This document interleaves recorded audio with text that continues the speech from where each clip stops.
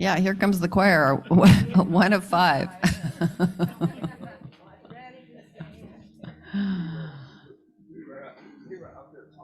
Well, shut up and sit down.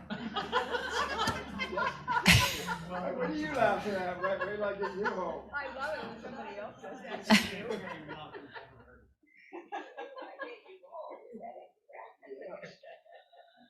Hello, everybody. Hello. Good morning, everyone. Thank you for joining us this morning in person or on Zoom. If there's 3 people on Zoom and there's about 3 people here.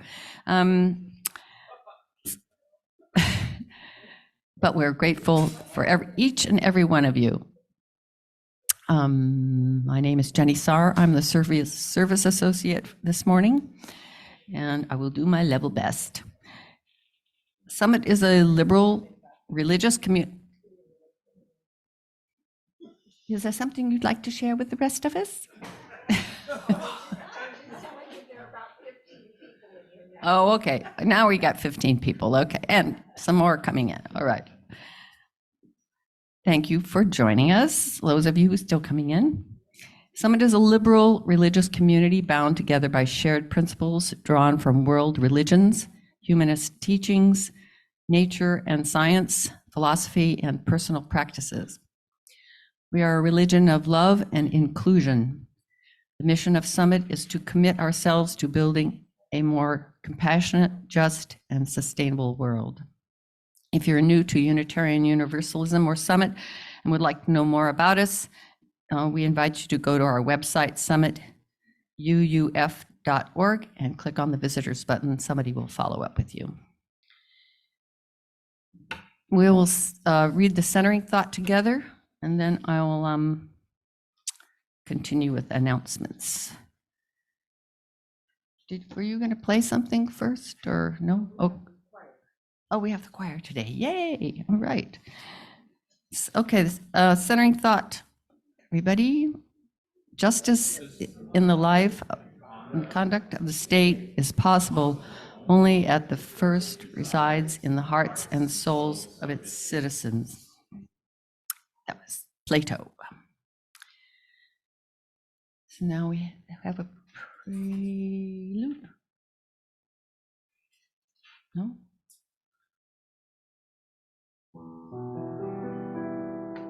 Whatever.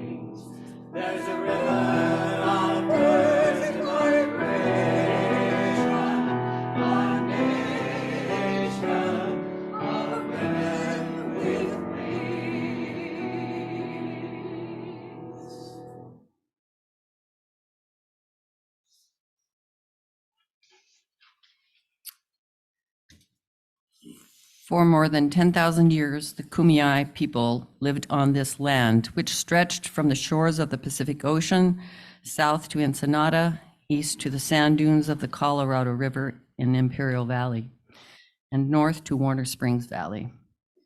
We acknowledge that this fellowship resides on unceded Kumeyaay land and honor the continuing presence of the Kumeyaay Nation.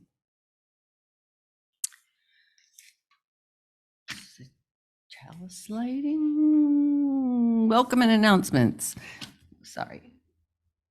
We have 3 announcements this morning. Margot would be first, I think, and Sandy, and then I will make the 3rd announcement.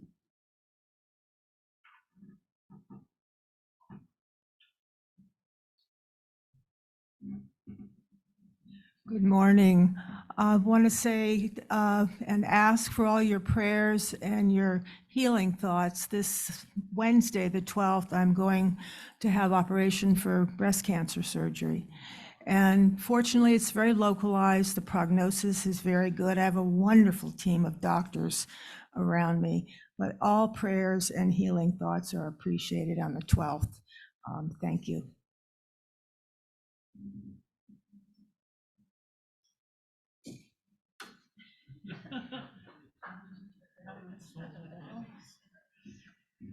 Good morning. So anybody interested in attending the Pride Parade this coming Saturday in Hillcrest is welcome to join us for the UU float. We'll be taking off at about 11:30 a.m., so it's not an early item, but it'll be pretty warm, I think. So you'd like to have a parasol to keep your head covered as we walk, and I'll have several of them available. If you wish to join us or you want more information, please see me after the service.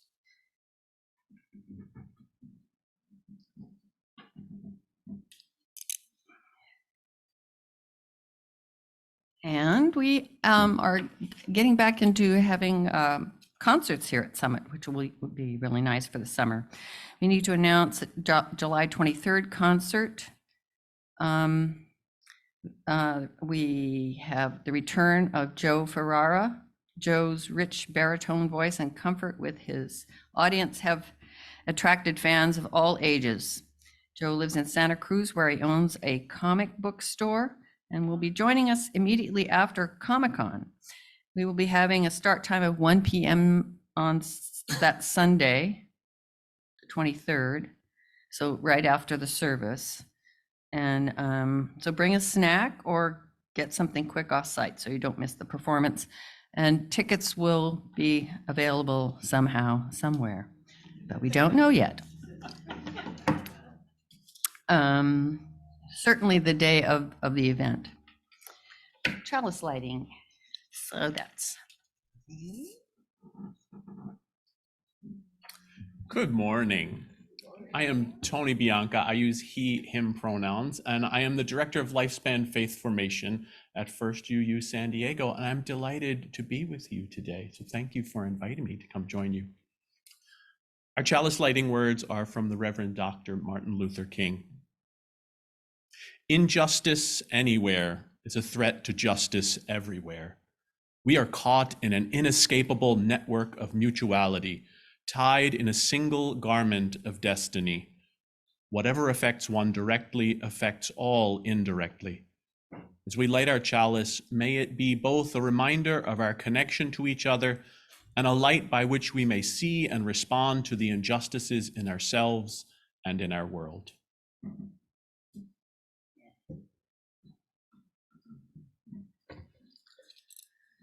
So if you're willing and able, you rise for our UU hymn, please.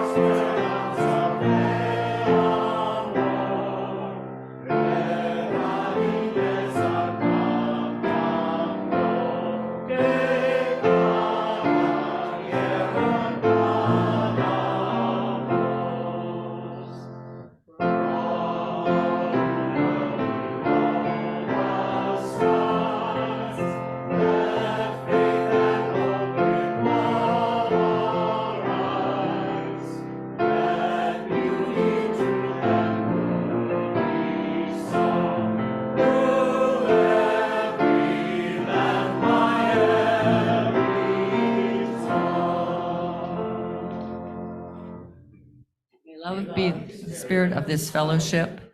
May the quest for truth be its sacrament and service be its prayer. To dwell together in peace, to seek knowledge in freedom, and to help one another in fellowship. This is our aspiration. And are you doing the time for all ages? Okay, great. And you have a fantastic voice. Doesn't he have a fantastic voice? Well, good morning again. This is the time where I would normally invite the children up to sit with me on the floor, but I don't see any unless I'm missing any. So I am going to spare both you and me the sitting on the floor part and read the story from here. We'll be talking about restorative justice today, and this is a book that's new to me, actually, but I think it's a great example of restorative justice in action. And this is Wally and Freya. Wally was a bully. That's what everybody said. They were sure that hurtful thoughts were all that filled his head. Wally stole lunch every day from Bella Joe the bear, and he always hogged the crayons and then refused to even share. Needless to say, when it was time for the kids to play, Wally's classmates all would holler, "Wally, go away." During recess, kids brought pens and imagination soared. They wrote of pirates, goblins, ghouls, dragons, knights, and lords. Freya, the red fox, wrote the most captivating tales of terrifying monsters with big teeth as sharp as nails. One day, Freya's book of tales simply disappeared. "It's lost and gone forever," or so the children feared. Raphael the rabbit spoke up fast to save the day. "Wally took the book," he said. "Quick, he went that way." Chasing after Wally, they were shocked by what they found. Pages of her book were scattered all across the ground. Freya's words were hidden under Wally's scary doodles of terrifying monsters eating eyes and guts like noodles. They all let out a gasp. "What have you done?" the group exclaimed. Wally ran off into the forest, looking quite ashamed. But Freya thought twice as she watched young Wally go and followed down the grassy path to where the oak trees grow. Wally was there, hanging his head and kicking the dirt. Freya saw in Wally's eyes that both of them felt hurt. "Your drawings are amazing," Freya genuinely said. This made Wally smile, and he slowly turned his head. "Why'd you take my book?" she asked with kindness in her eyes. "I don't know," said Wally, letting out a big, long sigh. "I guess I just always wanted to be part of the fun, but you wouldn't understand. You're friends with everyone."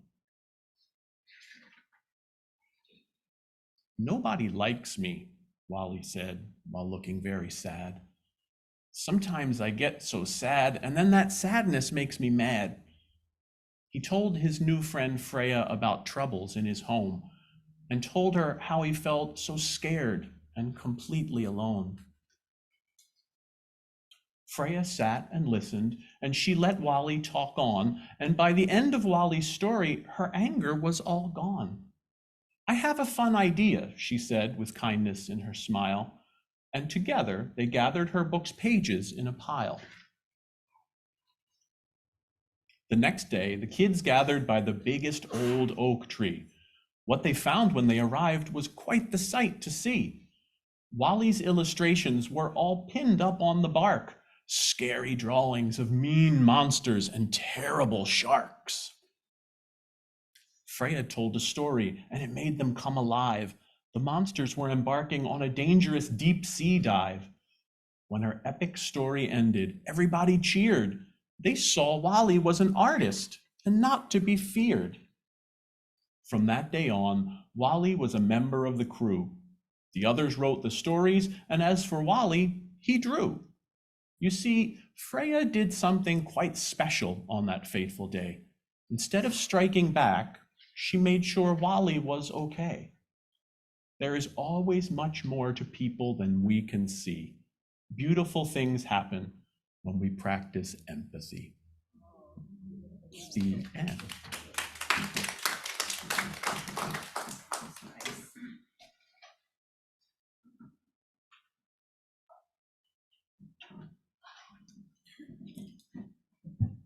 I love the simplicity of children's books. Okay. We have a hymn, Morning Has Come. Is that one that we are all singing together? Okay. It's hymn number 1000 in the blue hymnal, I guess, in the teal hymnal. It's not the same Morning is Broken one, though. No. This has a kind of introduction, and then the hymn starts.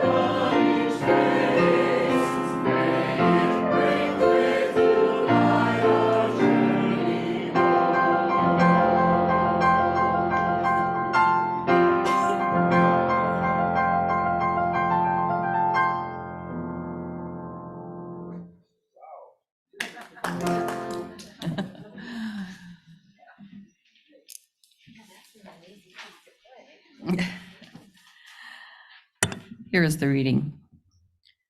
Out beyond ideas of wrongdoing and right doing, there is a field. I'll meet you there. When the soul lies down in that grass, the world is too full to talk about. Ideas, language, even the phrase each other do not make any sense. Rumi. And we're going to have a meditation that Tony will lead, and so I'll exit stage right.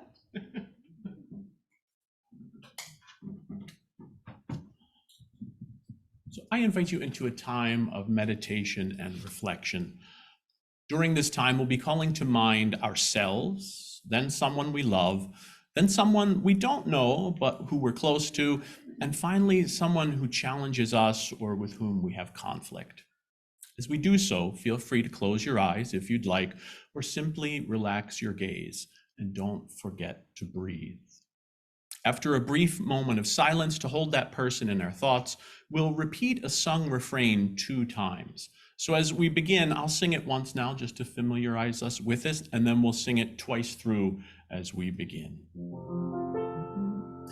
I am sending you light to heal you, to hold you. I am sending you light to hold you in love. I am sending you light to heal you, to hold you. I am sending you light to hold you in love.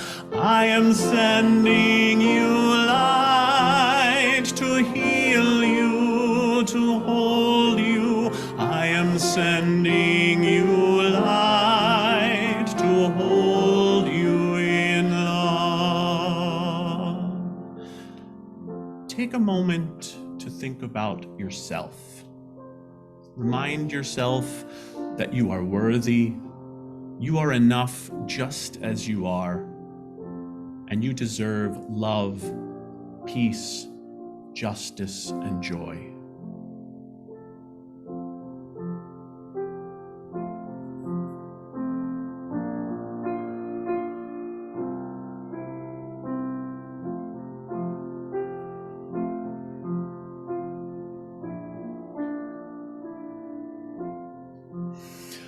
I am sending you light to heal you, to hold you. I am sending you light to hold you in love. I am sending you light to heal you, to hold you. I am sending you light to hold you in love. Now, I invite you to call to mind someone you love dearly. Just as you did for yourself, hold them in your thoughts as you send them wishes for love, peace, justice, and joy.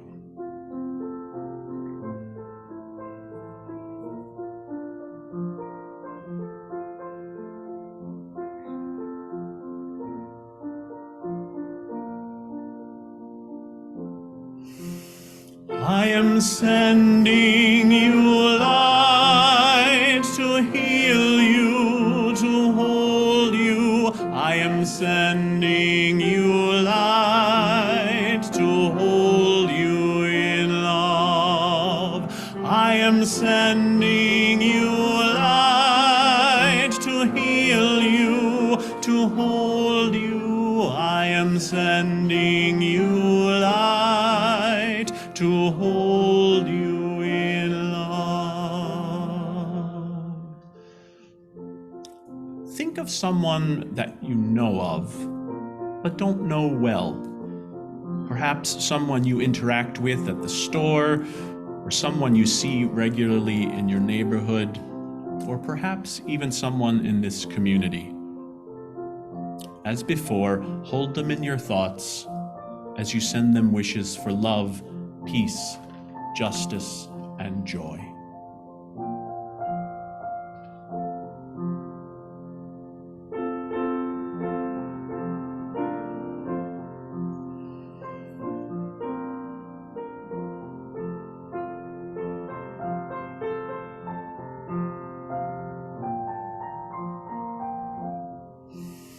I am sending you light to heal you, to hold you. I am sending you light to hold you in love.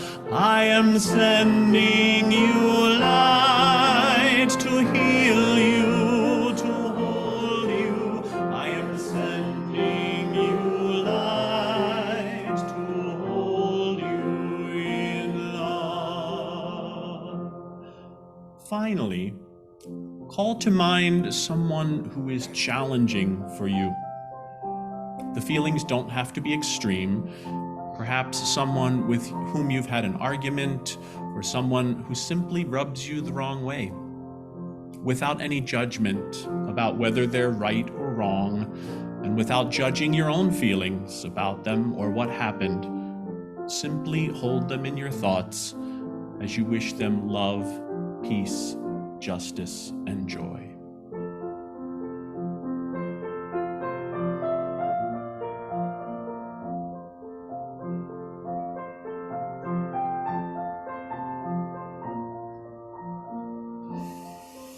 I am sending you light to heal you, to hold you. I am sending you light to hold you in love. I am sending you light to heal you, to hold you. I am sending you light to hold you.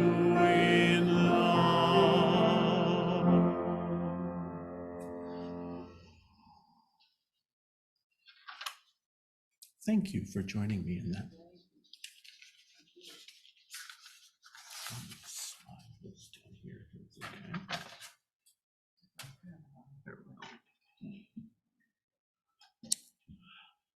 So thank you again for inviting me to join you this Sunday. I'd like to take you on a trip with me to ancient Greece to meet several goddesses of justice. I hope that as we meet them, it'll help us think about different aspects of justice, and in the end, inspire us to choose a specific kind of justice in our dealings with each other and the world.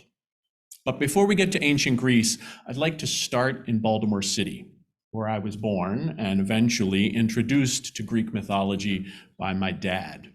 And a little heads up, we're also going to return to Baltimore City to see how a school I worked at there implemented some very impressive restorative justice practices. So, early on Baltimore City. I was a nerdy kid. I was pretty chubby. I was inept at sports, deeply emotional, and enchanted by religion, education, and the arts. My dad, a dock worker turned middle school English teacher, realized that I was not particularly interested in any of the things that the other boys my age seemed to love, and he responded with grace. I was an adult before I realized my dad even liked sports. Instead, he nurtured my education, my involvement at church, and this is where our journey to ancient Greece begins, my fascination with Greek mythology. This Catholic since birth man taught me all about the heroes, monsters, gods, and goddesses of the Greeks. They lived in my imagination as high ideals and primordial forces. And I think, as a closeted gay child in the 70s and 80s, I also resonated with the beauty to be found even in the most tragic of stories. So as I thought for today about the theme of justice, my mind wandered back to some of the names and stories from the books my dad shared with me. I think it's interesting that the justice-related deities in these myths are women, even those who represent what we moderns might consider more masculine attributes. I'm not sure what, but I think that says something about justice itself. And more than anything, I think it has something to say about the unnecessarily binary way we've come to divide up masculine and feminine, but that's a story for another time. For now, who are these divine women, and what do they have to tell us about justice? The eldest are a group of sisters, Alecto, Megara, and Tisiphone, anger, rage, and vengeance, known collectively as the Erinyes, or as we call them, the Fates. The Furies. The Fates are going to come in later. The Furies were born long before humanity existed, in a time of divine upheaval, a literal battle between time and space, when the Titan Kronos mutilated his father Uranus. As his blood touched the ground, the Furies emerged, and they embodied all the characteristics of their violent beginning. Their job, so to speak, was to enact vengeance on those who had done wrong, with a special focus on those who had broken an oath or acted unjustly toward their families. They were merciless in the fulfillment of their duty, and so feared that the Greeks often called them the Eumenides, which is Greek for the kindly ones, because they were anything but. A generation later, the goddess Nemesis is born. By the most popular accounts, she is the daughter of Erebus and Nyx, darkness and night, and she is the goddess of divine retribution. The focus for Nemesis is still on punishment and avenging crimes, but unlike the Furies, her response is tempered and limited. In the person of Nemesis, we get an understanding that achieving justice requires some kind of balanced restoration, an eye for an eye, if you will. So while she's seen as a punisher, her punishment, unlike the vengeful Furies, feels more rational. The next goddess is part of what I think of as a different era of the gods. Following that battle that I mentioned between Kronos and Uranus, a group of divine siblings takes control of the immortal world and ushers in a certain level of order to the chaos. These siblings are known as the Titans, and one among them is Themis. We know her today by the title used for her by Zeus and the other Olympians, Lady Justice. Now, while you may never have heard the name Themis, I'm almost certainly sure you have seen her. She is the statuesque woman depicted in almost every courthouse in the country. Typically shown blindfolded with a sword and scales, she is elegant and impartial, and her concern is with the restoration of balance rather than with punishment for punishment's sake. When the Olympians rise up against the Titans, in much the same way the Titans rose up against the primordials, Themis sides with Zeus and his siblings, and she helps establish an order that will guide the affairs of both gods and mortals alike for all time. The justice of Themis is more concerned with the larger picture than the individuals involved. She's more focused on the question of how do we restore balance than she is with the question of who's to blame. Finally, the last group of goddesses I'd like to introduce you to bring us full circle back to another group of three sisters. By some accounts, they are the daughters of Themis and Zeus, Clotho, Lachesis, and Atropos, the Fates. These are the all-wise and all-knowing sisters who decide the destiny of everything. Clotho spins the thread of our lives, Lachesis measures it out, and Atropos, which is the root of our word atrophy, cuts the thread at the end.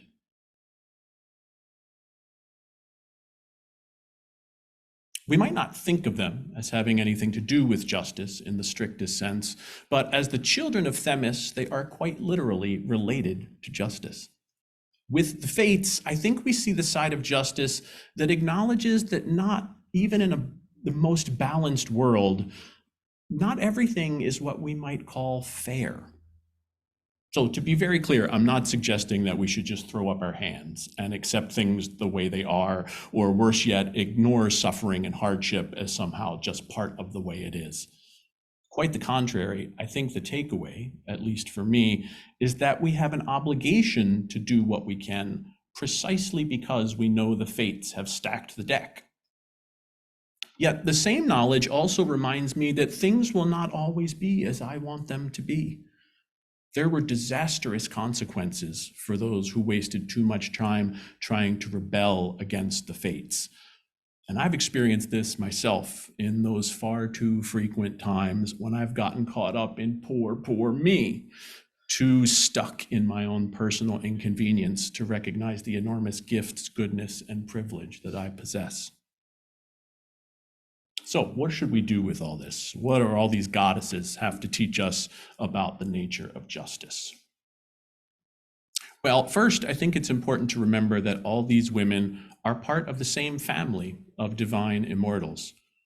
We moderns, especially, if I can be a little presumptuous, we modern liberal-minded people go to great lengths to distance ourselves from the kind of justice that's represented by the Furies and Nemesis. We affirm the inherent worth and dignity of all people, and we put love at the center. I think it's fair to say that we don't embrace the kind of harsh retribution embodied by these more ancient deities. But I wonder if, in rightly distancing ourselves from them and what they represent, do we also go so far as to set ourselves up to deny a part of ourselves? Maybe the Greeks were on to something, not because they thought Nemesis and the Furies were the ideal models of justice, or even models to be emulated, but because they nonetheless included them in their very diverse pantheon. They are all goddesses. They are all divine. Now, that doesn't mean that they're equally good examples of how we should approach things. But I do know that, at least for me personally, they are all in here somewhere. When I've come to face with real injustice, the kind that makes my head explode or makes me scream at the television set, in those moments, if I'm being honest, Some part of me wishes with every fiber of my being that the Furies would shriek down in a flurry of claws and teeth and vengeance. And while I wouldn't want to live in a world that worked that way, I also think it's part of the human condition to imagine it sometimes and wish that it did. But I've also seen, as I'm sure many of you have too, where that leads. Generations of people hating and blaming each other, thinking that something would be solved if only I could make them hurt as much as they've hurt others or as they've hurt me. It just doesn't work. But more than knowing that the way of the Furies doesn't work, no matter how satisfying it might be to sometimes imagine it, I have had the good fortune to see what happens when an institution chooses the way of Themis. And it was quite amazing. It's the story of a school where I worked that was transformed by restorative justice practices. And for this, as I mentioned in the beginning, we need to leave Greece and come back to Baltimore. The last 7 years of my classroom teaching career were spent in the Baltimore public school system at Southwest Baltimore Charter School. If you have seen season 4 of The Wire, you have literally seen the students I taught and the neighborhood I taught in. It was the neighborhood that season was filmed in. They were smart, artistic, beautiful, strong kids, and they also faced all the challenges and horrors that come with living in one of the largest open-air drug markets in the city, and everything that comes with that. The school I worked at had essentially been giving a failing school by the city and tasked with turning it around. The 8th graders were reading on a 2nd grade reading level, and 98% of the students qualified for free and reduced lunch, which means that they were living way below the poverty line. Discipline and classroom management was exactly what I think you're imagining it was. And the way of nemesis, punishments and detentions and suspensions was not working by any stretch of the imagination. So it was time to call on Themis. We cut almost an hour of academic time and instead spent the first hour of every day focused on social emotional learning. We instituted mindfulness practices and games and team building exercises. And most importantly, for our purposes here today, we rolled out a restorative justice-based plan to respond to student behavior challenges. If there was a conflict of any time, whether it was a student to student or student to the class or even student to teacher, the parties involved had to go off and vomp it out. So VOMP, that's V-O-M-P, was an acronym that stood for voice, other, mile, and plan. You'll see what that means in a minute. Everyone would sit down together and have a chance to say exactly what they wanted to say uninterrupted. That was the voice. Then they'd have to reflect back what they heard. That was the other. Then they would say what they thought the other person might have felt in the situation. That was the walking the mile in someone else's shoes. And then finally, they would have to come up with a plan for moving forward. And sometimes that plan was, we can't spend time together for a while. Sometimes they just needed boundaries, but there had to be a plan. Initially, there was resistance. The kids who were used to being in trouble, it took a while to take this seriously. But there was also pushback from the kids who didn't understand why they had to do anything because in their view, they hadn't done anything wrong. They were used to the teachers being nemesis. They liked the model of swift and severe retribution. So it took almost half a year before the results kicked in. But once they did, they really kicked in. It got to the point where the students would just come up to the teachers and say, we need to go VOMP, without the teacher really even having noticed that anything was wrong. I watched some of our most problematic, toxically masculine kids in a VOMP session show a real level of vulnerability and empathy and understanding of justice that literally moved me to tears. What they had experienced as a result of the tools they'd been given was a shift in their understanding of justice, from primal rage through retribution and into balance. And profoundly, they knew that the fate of their day-to-day lives in many ways had not changed. The neighborhood was still the neighborhood, and the poverty level had not lifted. But they were able to bring a measure of balance to themselves, and as a result, they could carve out a space in their world where they experienced real justice. And as you'd expect, with justice came peace. It really was kind of an epic myth in its own right. Behavioral problems dropped, people were happy to be in the building, and that 8th grade class that started out the year reading at a 2nd grade level, every one of them was reading on grade level by the end of the year. It was a long, hard year, let me tell you, but they did it. I think of those kids often, mostly because they pop up in my Facebook memories. If they can reject vengeance and become creators of justice, then so can we. And for me, that's the takeaway from all this. It gives me hope to think about how those young people transformed their community. They needed tools and help from others to do it. It took time and perseverance and patience and more than a little struggling through times when it didn't go perfectly, but they did it.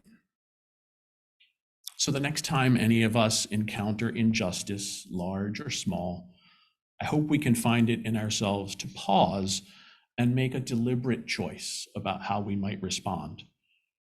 Let the furies rage in our imagination for a moment, if that helps. Consider what Nemesis might do and wonder to yourself if that will help anything.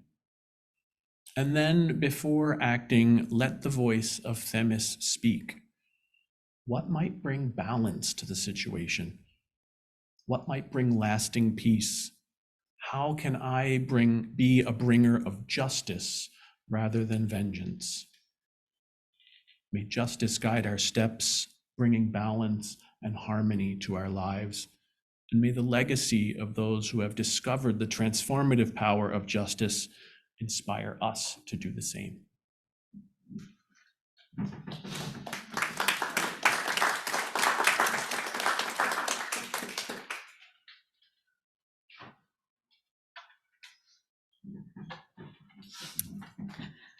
That was very powerful, and thank you for the hope that that inspires.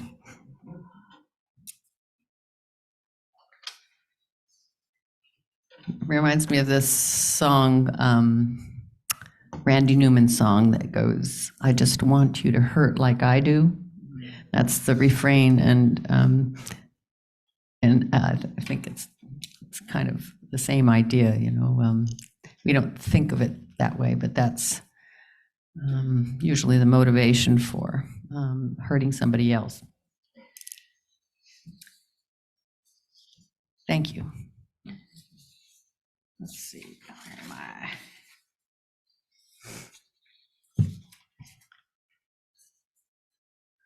It's time for our offering.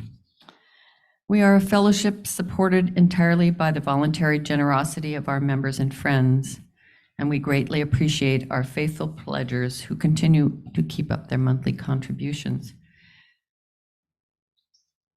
It is easier now than ever to contribute to our virtual plate today. The link can be found in the chat box and will take you directly to the donation location. And now we'll gratefully accept your generous donations during the musical interlude.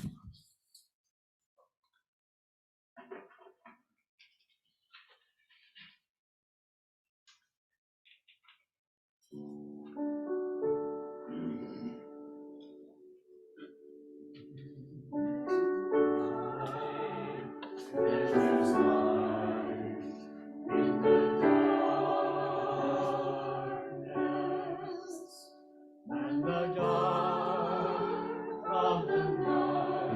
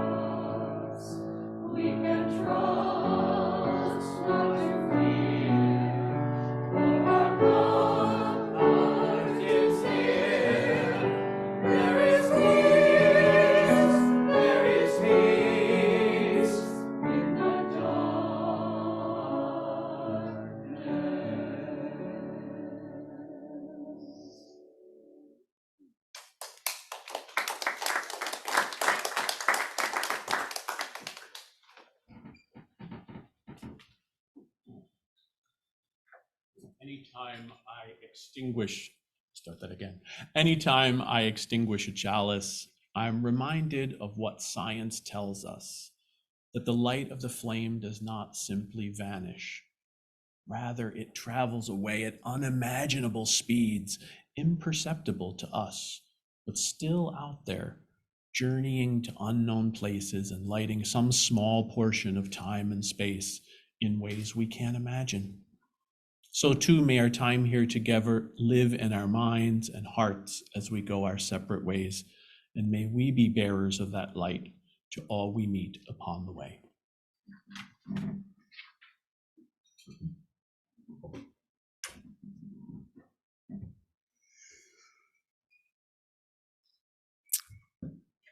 Thank you. I was finding myself moved to tears with that. So that concludes our services. If you stand and gather together with our hands together, if you feel like it.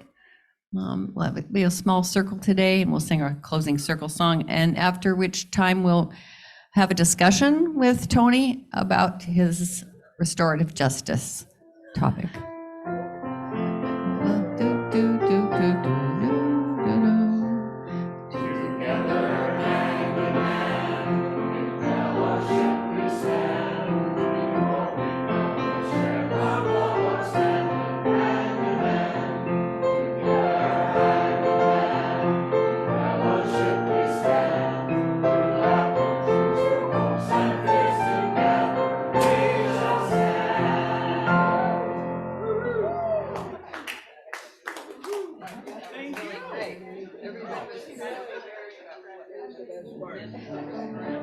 I may sort of deliberately